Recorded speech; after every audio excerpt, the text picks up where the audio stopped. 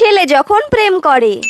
না দিদি, আমার ছেলে আগে এরকম ছিল না। আমাকে আগে নিয়মিত ফোন করতো হোস্টেল থেকে। হ্যাঁ, মা তুমি কি করছো, তুমি খেয়েছো, বাবা কি করছে, সব খোঁজ নিত। আর যবে থেকে ওই ডাইনিটা আমার ছেলের জীবনে এসেছে, আমার ছেলে সব ভুলে যাচ্ছে। আমার ছেলে তো বদলে গেছে, কি বলবো দিদি তোমাকে। ভাবো তাহলে, এখনো তো বিয়েই হয়নি, না জানি বিয়ের পরে আবার কত বদল হবে আমার ছেলের।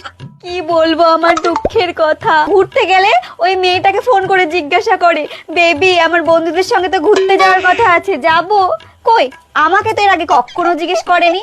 বন্ধুরা আসলেই মোটরসাইকেল করে চলে যেত, আর এখন সব কিছুতে ওর কাছ থেকে পারমিশন নিচ্ছে। দিদি কি বলবো আমার দুঃখের কথা। আমার ছেলে যে নিজে কখনো খেলনাটাও ছোট থেকে পছন্দ করে কিনেনি, আমার পছন্দের খেলনা নিয়েছে, সেই ছেলে এখন নিজে পছন্দ করে বউ নিয়ে আসবে ঘরে। ভাবতে পারছো দিদি? সেই দিন তো ওই মেয়েটার সাথে আমার ফোনে কথাও হলো। আমাকে ফোন করে বলছে হ্যাপি বার্থডে আন্টি। না বললো নমস্কার, না কেমন আছেন, শুধু হ্যাপি বার্থডে আন্টি। আমিও থ্যাংক ইউ বলে দিলাম। কি আর বলবো। এটাকে তো দেখলাম ইনস্টাগ্রামে এই ছোট ছোট ড্রেস পরে রিলস বানায়। ওই মেয়ে কি সংসার করবে? দেখে নিও দিদি, কখনো করবে না। আমার 3 ছেলে মেয়ের মধ্যে আমার এই ছোট ছেলে মন্টি, ওই সব থেকে আমার কথা শুনতো। আমার বাধ্য ছেলে ছিল, সব কথা আমাকে এসে বলতো, মা আমি এখানে গেলাম, এই করলাম, এই খেলাম। কি জানি এই মেয়েটা কি জাদুটনা করলো।